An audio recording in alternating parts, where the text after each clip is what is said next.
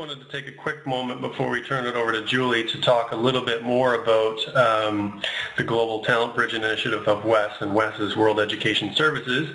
And I assume that we have a fair number of people that have a WES evaluation that are WES clients, but people may not know that WES is a nonprofit and its mission is to help internationally educated professionals to find career or education success in Canada or the U.S. actually, and the evaluation is one of the main ways in which the organization does that.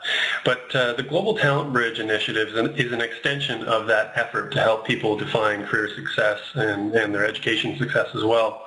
And WES does this through providing other information, tools, and resources under this Global Talent Bridge Initiative. And I thought it'd be worth noting a few other existing resources that we have right now that could help some of you that are either on the way to immigrating to Canada or are already here. But before I mention those, I also want to make a quick note about the fact that so many people will now have a WES evaluation, and this is around getting the recognition of your foreign credentials in part through having an evaluation. There is not one single universally accepted credential evaluation, and although WES has many partners, both educational and with regulatory bodies, and of course for immigration purposes, your WES evaluation, depending upon your purpose, your use, if you wanted to go back to get further education or to get a professional license, you should always check to find out what that regulatory body or school requires for an evaluation. Your WES credential evaluation may or may not be what they require. So I just wanted to make that note. The other thing about the past sessions that we have, I just mentioned a few of them quickly. So we've done a job search, how to do job search in Canada with Access Employment, which is probably the leading employment services organization in Toronto, in the GTA, the Greater Toronto area, that serve, well, they serve many people, but newcomers specifically. And that was great because we also had someone from the Royal Bank of Canada, a recruiter, talk about what it was like, how you get opportunities to get hired by what is one of Canada's largest institutions and one of the 4 major banks in Canada. And then we also had a couple of people that took Access Employment bridging programs, and a bridging program, for those of you that don't know, is something you might want to look into, but to hear their perspective about not just taking in the program, but going through the experience of immigrating to Canada. So that's and we'll provide you, Sarah will probably put the link to the web page on the WES website where all of these live. The other one I wanted to mention was for those of you in IT, we did a session with 3 groups. One was the Information Communication Technology Council, and they provide a lot of great tools and resources for people that are looking to establish a career in IT in Canada. Then we also had 2 employers. One was Shopify, which has really grown significantly over recent years, talk about what they look for when they hire someone. And then also with Fortinet Communications, I think it's Fortinet Communications, pardon my memory, but another large, actually international company, but from the perspective of hiring in Canada. We also did a personal branding webinar because your skills and abilities and your credentials are important, but how you kind of put forth yourself is a key aspect to job search in Canada. We did a long session, although very valuable, about how to use LinkedIn effectively. For those of you in financial services, we did a webinar with the Toronto Financial Services Alliance that talked from an insider's perspective about how to find careers in that sector in Toronto. We did an in-person session recently, Sarah and I, with the CPA, Chartered Professional Accountants of Ontario, talking about that designation and what that means. And lastly, I want to mention one about the Canadian Immigrant Integration Program. For those of you that are not in Canada yet, but are on the way, who have been approved, you can access this tremendous resource. And the greater the preparation and guidance you have before you arrive, the greater the chances you'll have success quickly after arriving. And that's what the Canadian Immigrant Integration Program has been very, very effective at doing. So I would encourage you to watch the webinar and then look them up if you are eligible to access their services. So with that, one final note about that. A lot of people don't know that WES does all these other things, and so I would ask perhaps if any of you that are joining us today are active on social media, please share this webinar or some of the other ones so that perhaps you, by sharing it with them, can help them and provide them some information, and it will help us to reach more people. So I'd ask if you would kindly do that if you're able to. So on to today's topic, the Immigrant Access Fund, and we're delighted again to have Julie here with us, and she's going to talk about how the IAF works, the Immigrant Access Fund, and how they loan to people and why they do what they do. So with that, Julie, I will turn it over to you. Hi everyone. I'm glad you could join me here today to learn more about IAF Canada. As said before, my name is Julie Yu, and I do strategic communications here, and I'll be explaining what IAF offers as well as how our program works. If you have any questions, you can just wait till the end, and I'll try to answer them as best as I can. So let me get started. So Canada is a very large country with many different communities, and we have larger cities, rural farms, oceanside, more landlocked provinces, and everything in between. Every location is unique and offers different experiences and challenges. It is important to research your location and where you intend to settle and find out about the resources in that area. It's great to find out if there's a newcomer center in your area and what services they offer. They often help with providing employment options or job opportunities, and they post a lot of new classes for newcomers, which is really great. It's also good to look at what you need to do to return to your professional area. So this would mean looking at what regulatory bodies and credential assessments you might need to get done and what documents might require from you. Do as much research as you can and research the location as best as possible before you settle in your community in Canada. Many newcomers to Canada have spoken about experiencing difficulties when trying to re-enter their profession. Often newcomers seeking employment in their professional areas are told that they need to upgrade qualifications or that Canadian accreditation is required to work in this field in Canada. Canadian work experience and Canadian qualifications are often very important for reaching a position, but this doesn't mean that they're always required. But it's good to go and find out and research what you might need to get done or what people are looking for. Let me go back to this. So the idea of IAF Canada is our vision is to see skilled immigrants equitably integrated into the workforce and contributing their expertise to Canada's economic and social success. We know that newcomers come with skills and expertise, and we want those abilities being utilized. Along with IAF's vision, we are driven by 5 non-negotiable values. These values have been with IAF for a long time, and we operate with these values in place seeking accessibility, equitability, sustainability, integrity, and relevancy.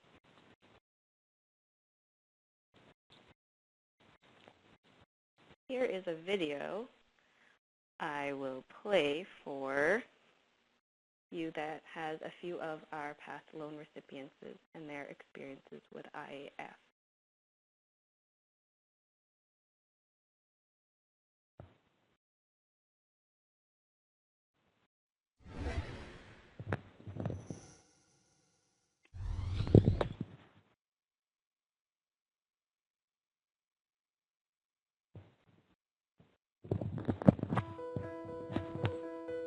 I was born in Romania. I knew since grade 7 I wanted to be a math teacher, so I trained myself only for that.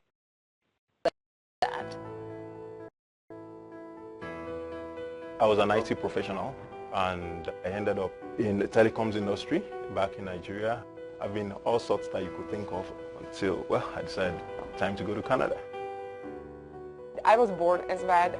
As new grad, I actually find out that I cannot get a job in Slovakia because even I finished as one of the top 10 from my class, there was no way to work as that.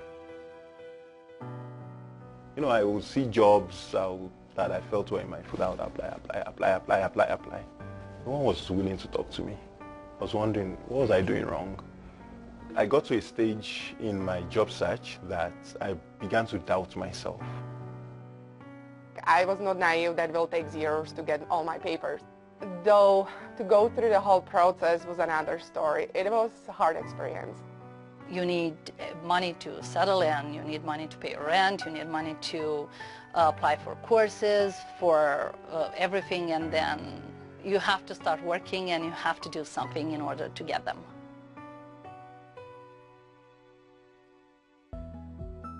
One of the instructors at UFC told me about the Immigrant Access Fund, and that would be an option to get a start for the funding I needed.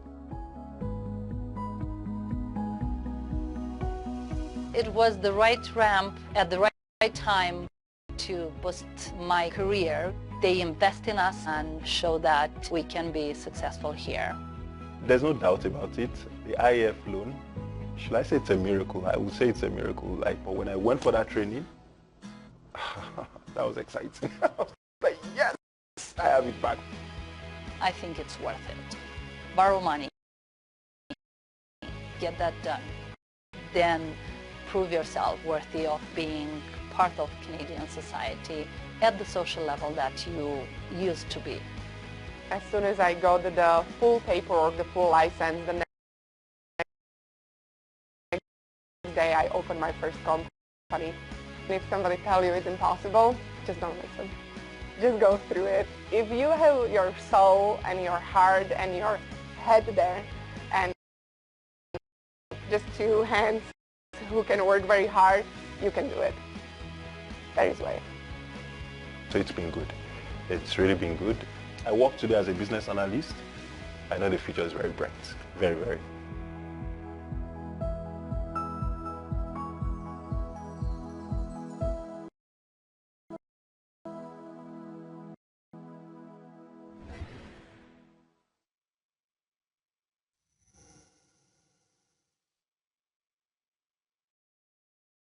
Okay, so what does IAF do as an organization? We provide small loans of up to $10,000 to immigrants who lack the financial resources to pay for the Canadian accreditation or training that would allow them to work in their field in Canada. This could mean classes, exams, licensing fees, but I'll address more of what we potentially pay for in a later slide.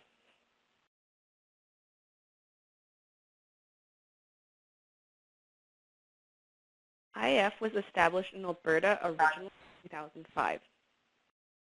And it was established by our founding board chair, Dr. Maria Erickson. Immigrant Access Fund then came to Saskatchewan in February of 2012, and we attained charitable status in October 2012. IAF Alberta, Saskatchewan, and Canada merged together in April of 2015, and we became Immigrant Access Fund Canada. Immigrant Access Fund Canada has increased online presence to become a greater informational resource to clients. So who can apply for an Immigrant Access Fund loan? You have to be a Canadian citizen, permanent resident, protected person, so convention refugee, or a provincial nominee. The individual has to have trained or worked in a profession in another country and wish to return to that field in Canada. So basically, the idea is to get people utilizing their skills and abilities to get back into their field. So this is not for a new career. So if you were in the health field and would now like to go into, say, the accounting field, that's not what this loan is for. However, it's also, even if you're trying to get back into the health field, it's not always necessarily the exact same job. So it might be the same field, but not necessarily the same job. The individual should be seeking funds for accreditation or training in order to obtain employment, so not solely for advancing education. This means that it is to help get an individual back into their field, but it isn't for, say, getting a PhD if you didn't have one already. Something similar to that. If there aren't comparable financial resources available, so if there's difficulty accessing traditional financial resources, not having an undischarged bankruptcy, so we don't lend to people who are in the process of bankruptcy, and they have to demonstrate financial need and have a level of English suitable for their learning plan.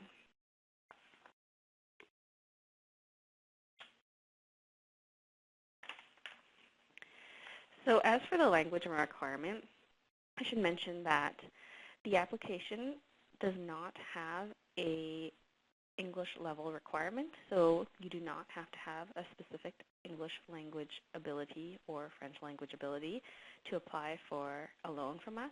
However, there are professional fields that require certain levels of language ability. Therefore, even passing all the tests or exams or courses or whatever is required, the position still cannot hire any individual that does not pass or have the suitable English language skills required. Therefore, even though we don't have that as a specific part of our application, we do look for people who have reached the English level ability or French language ability that they need for their position, and or they're demonstrating in their plan a way to achieve that language ability.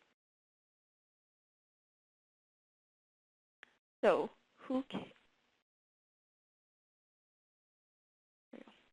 what we offer. We offer loans of up to $10,000, and they can be for various costs related to getting people back into their fields. They are character-based loans, so we don't require security or a cosigner. These loans were developed to reflect the characteristics of many immigrants. So many immigrants don't own a house or a car or have forms of security that way, or necessarily have someone who can help them cosign. The maximum loan term is 4 years with interest-only payments for the duration of the learning plan. So every individual has to create a learning plan, and the learning plan has to be under 2 years long. So whatever needs to be done, these are short-term loans, whether it's courses, exams, any sort of class, these have to be done in under the 2-year mark. Our annual interest rate is 1.5% above prime business rate, and this is set quarterly. It is simple interest and it's not compounded. We don't have administration fees or charges, and we do administer it like a line of credit. So you draw what you need and pay interest only on what you have drawn. Therefore, if you don't use up all the funds that you have borrowed or have applied to borrow, then you will not pay back. You will not be required to pay back or pay interest on anything you don't ever use.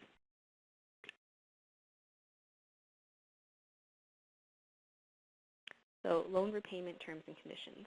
Payment of principal plus interest starts about 90 days or 3 months after the completion of a learning plan, or 90 days after the recipient has obtained employment and earn a higher income, even if the learning plan is not completed. They have a maximum of 2 years to repay the loan in full. Loans may be paid in full at any time, and we don't have a penalty for that, and loans are registered with Equifax. Here, next slide is an example of what that would look like. It's a little difficult to explain the interest and the payback for every individual because it's different for every single person. This is a rough idea of how that would work, because some people pay back more every month just because they want to, and some people don't take the full time to pay back their loan. Oftentimes, some of our clients, halfway through their learning plans, they get a better job and they just start paying back their loan right away. So keep that in mind. It's best to contact one of our offices to see about what you need and your personal circumstances, and they can help figure this out for you. But this example would show a loan recipient who borrows $5,000, and they would pay interest for 2 years. Interest-only payments for 2 years, and then take the last 2 years to pay principal plus interest back. So that would look roughly like $20 a month for the first 2 years, and about $220 a month for the last 2 years. So by the time the loan recipient has paid back the loan and all the interest, they would have paid back $5,960 on a $5,000 loan.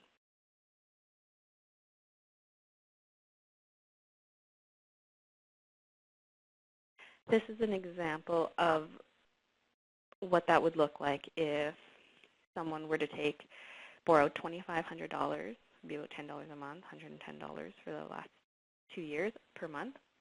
if they were to borrow $7,500 or $10,000. This is based on an individual who would take the maximum amount of time.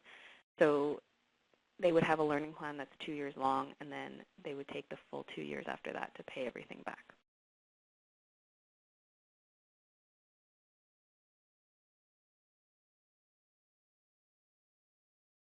So what makes IAF different from, say, a bank or a other financial institutions? Most financial institutions look for individuals who have an income, have stable employment, can secure a loan with collateral, and have a good credit history. So IAF, as I said before, was built around the characteristics and needs of immigrants. So many who have come here don't have these specific things and haven't settled with a permanent full-time job right away and don't have collateral or good credit history or any credit history, because it takes living in Canada for a while to develop a credit history. So we look for people who are of good character, honest, have integrity, and are motivated. And we find these things through how we work with them through the process, as well as an interview process that they go through when they apply for the loan. Many people that we work with are living off the savings they brought with them to Canada.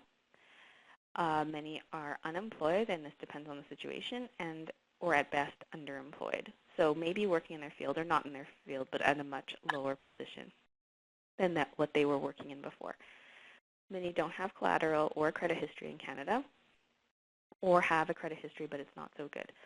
Although we do not lend to people who have a bad credit history or in the process of or who are bankrupt. We don't lend to people who are in the process of bankruptcy. We do recognize that sometimes when people have moved here and they have made some financial choices that have hurt their credit history, but they are working to change those, we will definitely work with a client and see if borrowing a loan from IAF is feasible.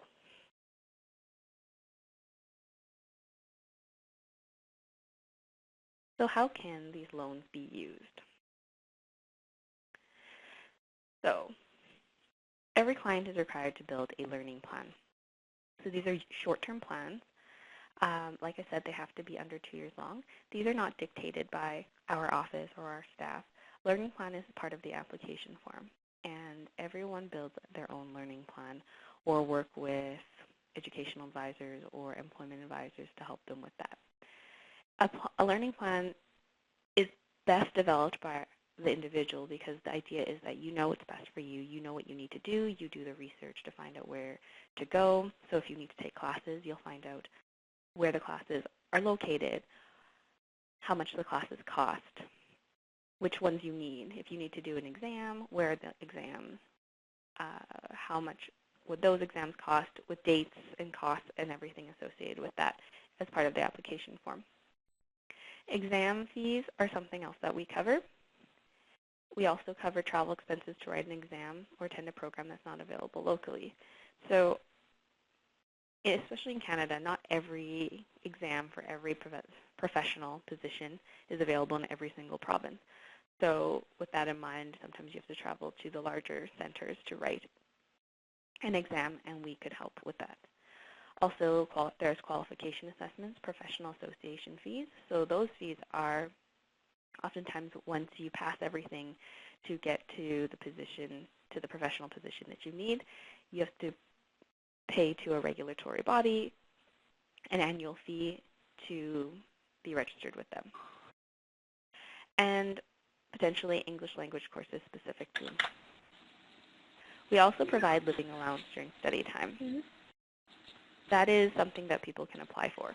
However, it is not the main thing that can be applied for. So for example, if you are working a position and you need to study for an exam in 3 months, and you're working a few less hours each month because you need to study, so that would mean $200 per month. That would mean that you would apply for $900 to cover the next 3 months as a living allowance expense. And then we have a somewhat open-ended last part, and this is for specific individual needs. Other expenses related to the learning plan. So every individual is different, and there's different needs between different people. So for example, we've had clients who live in rural locations that don't have regular library hours, and they need to take an online course, but work during the day. So we have had clients who have had to apply for a laptop because that is something that they need in order to make it through their learning plan. That isn't true for everyone. So that's just an example of something that might be true for one person but not for someone else. And therefore we keep a point of having it slightly open-ended so that clients can tell us their specific needs to see if it applies. So we will have another video with Calgary, Montevito. Okay, good evening. My name is Juan Guido. I come from Colombia, South America, and I've been here in Canada for 8 years now. 5 in Montreal, 3 in Calgary, where I live right now. And well, very happy to be in this country, a lot of opportunities.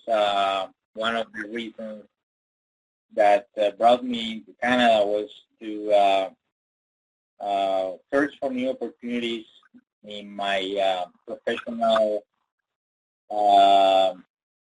field. And basically, I found a lot of opportunities in Montreal, and then I moved to Calgary as well, and I've been here working for 3 years now, and been a great experience. Whatsoever, everything has been great. My background is in supply chain management. I've been working in this field for almost 15 years now, and I have a bachelor's degree in the business administration with specialization in supply chain and logistics. And the process to get in my field in Canada was basically first getting in contact with a lot of people that were in my same field, asking a lot of questions, doing a lot of networking. It's not easy, but it's possible. Networking is one of the most important things that you can do in order to advance in your career, and even if you get a job in your field, whatever it is, you have to continue networking, and also look for opportunities to update your knowledge. I went to when I was in Montreal, I studied in McGill University, and I studied marketing management for 2 years. And when I moved to Calgary 2 years ago, I started my supply chain professional designation with the Supply Chain Management Association of Canada. I've been 3 long years, but I expect to be graduated next year with my professional accreditation with the SPMA, which gives me the opportunity to open, to look at new opportunities in terms of my job and my professional career. future development as well. That has been like the most important thing that I have done in terms of my professional development, and I hope to be graduated next year and be able to look for different opportunities, the ones that I have right now. How did IAF help me to get into this process? Well, Immigrant Access Fund, when I came to Calgary, I got a lot of information from different people. A lot of friends that I met in Montreal from India, from other countries in South America. A lot of them were engineers. They were looking for opportunities in their own field, and one of my friends, they moved from Montreal to Calgary, and when I came here, they told me about the Immigrant Access Fund. At that moment, it was they had a partnership with an organization called Momentum, and I approached this organization, and they had a lot of the paperwork and all that, and they asked me a lot of questions about my professional, my career and the future development, and how I foresee my future in Canada, in my professional field, and that's how I met the Immigrant Access Fund. They gave me funding. They provided me the funding to start my professional designation in supply chain. That was in 2012, and I took a loan for almost $3,000. It was very flexible. The repayment was basically very with a very few interest, and it was very, very convenient, and the access to other services that they have was really convenient for me. In my case, I'm really, really grateful to the Immigrant Access Fund. I wish that a lot of other immigrants can access to the same opportunity that I had.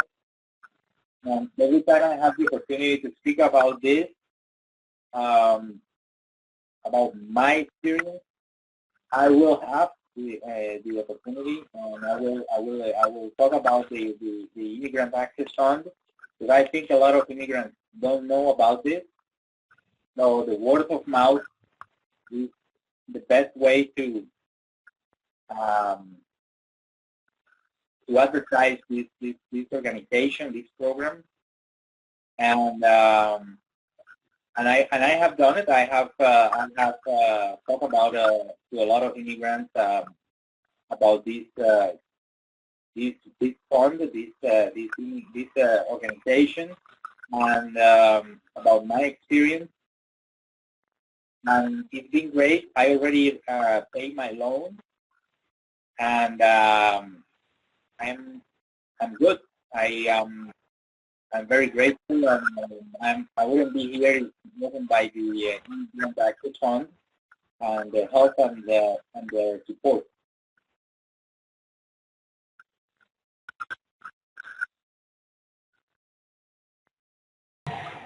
So we recorded Juan's video. He wasn't able to join us today. We recorded it a couple days ago, so we're glad to hear his message. And I also wanted to just say, too, that when you come to Canada, you're required to have some funds to sustain yourself while you look for a job.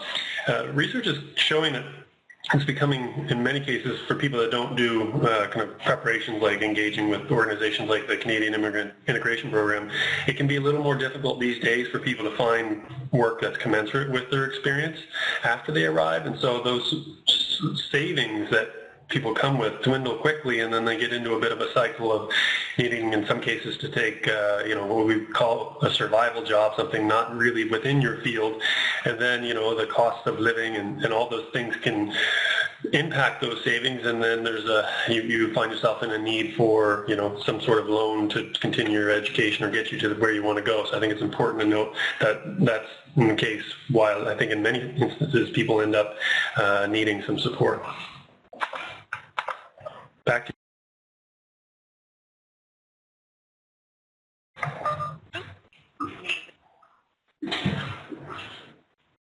I will now talk about the loan application requirements and how to move through the process. So basically, when someone wants to apply for an IAF loan, they download our application form from the website, and they research their accreditation or licensing path and occupational requirements. So the individual will look at what they need to do, what activities they need to get done, whether it's classes, a course, and the dates and costs associated with that, and map it out on a plan. We look at what their employment goals are going to be at the end, and they need to identify job opportunities available during their stages of accreditation. So basically, they have to show us that there's jobs available in this field. If they're applying to be trained in a course that isn't available where they are, then they probably won't get a position or employment in that field even after they complete all this. So the idea is to get people employed and working. So we do look at the job opportunities available. We look at household budget. Can a person actually sustain a loan? And we look at other things to support what their goals, which are references, educational certificates, qualification assessments, and their resume. So references don't have to necessarily be an employer. Oftentimes we get references who are landlords or employment counselors. Other ones would be education counselors as well. So the idea of the reference is to see what type of person they are. These are character-based loans, so is this someone who can pay their rent on time, someone who can sustain a job, maybe not a job in their field, but shows up to work, doesn't change jobs every month. The idea is to look for responsible people whose goals are to finish their learning plan and get back into their field. So basically, to apply, just email or call to discuss your situation and eligibility with an IAF staff member. We're really good at answering the phone and emails, so we work really hard to stay in contact with people who contact us. The individual will then submit an application form and all the required documents. They will meet with a loan facilitator to discuss and finalize their application. Loans are reviewed and approved by a loan review committee weekly. So therefore, these are people who are not your loan facilitators. A loan review committee consists of people on our board and people who work in the immigrant serving sector, as well as the directors of IAF. So if everything is great and the loan is approved, loan documents are prepared and signed, including a payment schedule and a promissory note. And this process can take upwards of about 4 weeks from start to finish if everything is going great. That is our current processing time. So what does the loan review committee look for? They look for a plan that is realistic, logical, and achievable. So the idea is that, is this possible? Can a person actually accomplish this? As sometimes people apply with a plan that involves taking 2 full-time jobs on while taking a full education course load. So all these sort of things we look at to see if people can actually accomplish them, or will they be burned out and not actually be able to finish. The goal is to support people trying to work towards their goals. So we do look at the likelihood of a plan being completed, and we look at whether there are jobs available and whether English level is appropriate for the occupation requirements. So either the individual is at the language level that they need to be at, or they are making strides to get there. We look also for honesty and transparency, whether the individual is providing us with the documents that they need, that we can see that they're resilient and resourceful and responsible to handle a loan, and whether they have the drive and commitment to actually complete their plan, and whether they have an employment history or experience towards the positions they're hoping to move into in Canada. So the main reasons that applications are declined are if it is not in the applicant's best interest, and there are more appropriate community supports. So some organizations have grants available, or there's scholarships available, or there's student loans, or there is a financial institution with a better lending rate than ours. So the idea is, if there is something better out there, we would highly support our clients going towards that. If the applicant does not have a responsible use of credit and the risk is exceptionally high. So if an applicant has not been able to demonstrate financial responsibility in their history and currently doesn't look like they will be moving towards being financially responsible, then we also will not lend to those individuals. If a person doesn't seem motivated with their plan and does not want to complete their plan, or doesn't appear to want to complete their plan, then that is another reason. And as said before, if it is a weak and unrealistic plan, we will also decline those applications. As of June 30th, we have provided, IAF Canada in total, so IAF Alberta, Saskatchewan, and now Canada, we have provided over $12 million in loans. And our average loan is about $6,900. So even though people can apply for up to $10,000, a lot of the time that is not what people need. These are small, short-term loans. The idea is to get people what they need done, and oftentimes it's just a little bit of money that their survival job or their current employment isn't enabling them to save up for. So this is a good look at all the loans that we've done in Alberta, Saskatchewan, and Ontario, and other provinces. So we currently serve Alberta, Saskatchewan, and the city of Toronto. However, there are other microloan programs across the province, and we do hope that people will look towards their local program before coming to us. Many of the programs have similar rules, and we do ask that people try to go towards their local program first. So this is some more statistics on funds out, on what we've lent out and the repayment of loans.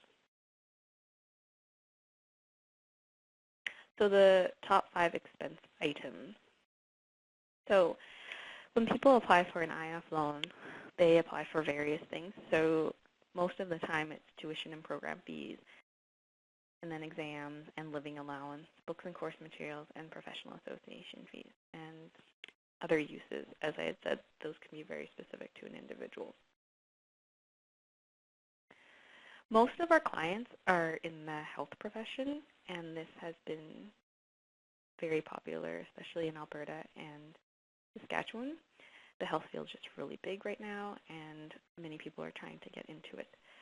Next, you'll see engineers and sciences. In our business area, we see many accountants. That's a very common one.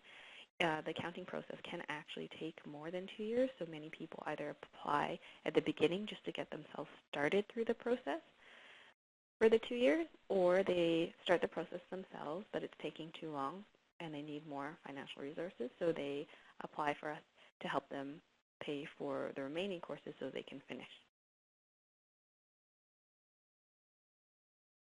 So this is the contact information for IAF. You can email us, call us toll-free, or visit our website and our application form. And most of this information is also available on our website. So that's the end of my presentation, and if there are any questions. Yeah, Julie, we actually had a couple, and we have a few minutes left. We were trying to go under an hour, but it looks like with a few questions we'll be right on that hour mark. One of the questions which you clarified in that earlier couple slides was that you loan to Saskatchewan, Alberta, and Ontario.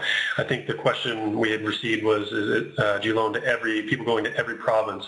And you mentioned local programs, and I think I know, having chatted with you and others at IAF, you know all those other programs closely and would be able, I guess, to point people in that direction first, as you said? Absolutely. Also, to be specific, every program covers their full province. So some are just certain parts of a province, and we will definitely cover places that the other program doesn't cover. So any location we cover. We do not operate in Quebec. We have them, so, for example, in British Columbia. Right. Another question was, and I think you probably touched on in the session, was is there an approved list of training programs that you lend to, or is it on a case-by-case program basis, depending upon the individual? But I think that's the answer, correct? Yeah, it's a case-by-case basis, depending on what it is they actually need to accomplish. Okay. This question I think came up in a couple forms. If you're still in the process of, if you're still in the process of applying for PR status, are you eligible for the loan? Probably not, I would assume. If you're still in the process of applying. Yeah, but if you had PR status? You are a permanent resident to apply. Okay. Because I think another form of that question was, can you apply before arriving? I guess, again, if you're approved as a PR, then yes? If you're a permanent resident, yes. So if you're approved and you're a PR, yes, you can apply. Okay. Nominee. So those are people who are pretty much on their way to getting permanent residence, and they have been nominated by the province in that short time between nominated and being a permanent resident. Right. One question, do you provide loans to HR professionals? If that is the field that they were in before. If that is the field. So again, you have to be pursuing the field that you were in prior to arriving in Canada. So you couldn't go from being in HR to trying to be a doctor, per se, correct? Right. Correct. Field. So there it is. So same field. So you could be an IT programmer, but you're learning how to do networking, and that would work, right? Working in similar computer field. Yeah. A question we got a while back was, is it open to Canadian citizens? And I suspect the meaning behind that is if you've immigrated to Canada and then gotten your Canadian citizenship, is it still available to you? Would be my guess. Absolutely. Okay. Very good. We had a number of questions related to credential evaluation, which we don't have time to get into here, but I just suffice it to say, there's questions about, does a WES evaluation get you enrolled into the Chartered Professional Accountants and HR-related fields? Back to my earlier point about evaluations, you always have to go directly with the organization or whichever institution it is you're trying to apply to for whatever purpose, find out what they accept, and then take those steps. There was a question about the interest rate on the loan and when is it repayable. I'm sure you probably touched on that, but do you want to quickly go over that bit again? Or? Sure. So interest-only payments begin approximately 30 days after someone starts taking money out. And that goes for as long as they're learning credit. And then interest possible starts about 90 days after getting Okay. Really good questions here. So can the applicant's spouse apply? So if both want to apply separately. Yes. Separately, yes. Okay. Interesting one. I think this is just would be helpful in terms of clarifying the full breadth of how the program works. Someone's saying that they're planning to join university. Can I get the fund to complete my master's leading to a PhD? Now, I assume if you're trying to do that as an international student as a student loan, definitely not. But what about, and correct me if I'm wrong on that, but I'm sure that's probably how it is, but what if there were, how extensive is it, you know, for a newcomer that's in Canada? Does it have to be, I guess that's more educational than professional, I suppose, correct? So you need the they cannot use the funds to basically move beyond what they already have. So Okay. They can. You know, if you never had a PhD before and now you just want one, then that's the funds for.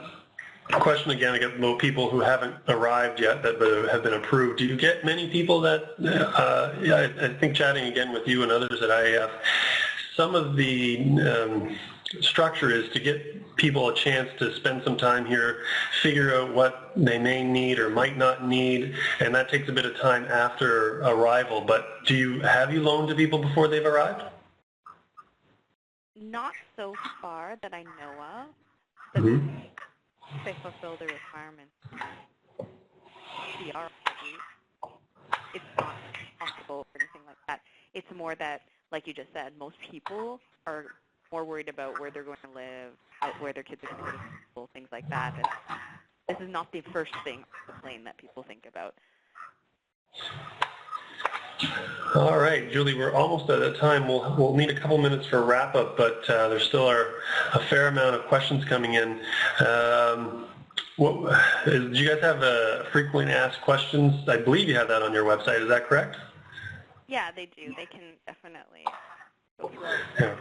Yeah. Also, many of the questions probably on the website. So, perfect, yeah. So, yeah. Yeah, and that's right up there. So if you have questions, I'd say kind of explore more about how the program's structured in detail based on your own circumstances, and hopefully some of you can take advantage of this wonderful resource. And Julie, I want to thank you for taking the time. I know it's a bit early at where you are out west. Yes, it is a bit, but thank you for having us, and all these people could listen in on and learn more about IAF. Great. Again, everyone, if you would be so kind as to complete the post survey at the end, you will receive it once the session closes. Please fill that out for us. It helps us to create these types of webinars for you based on your interests. And speaking of that, we'll have their next webinar that we have scheduled coming up in September. It's going to be again with Access Employment. So we had done that one around how to do job search. Well, this one's going to be specific on networking, professional networking in Canada. Which is a key aspect to the job search in Canada. So we're looking forward to that. I would encourage you all to follow Wes on Twitter at WES Canada, and I've put in the link in the chat where those past webinars are so you can access those.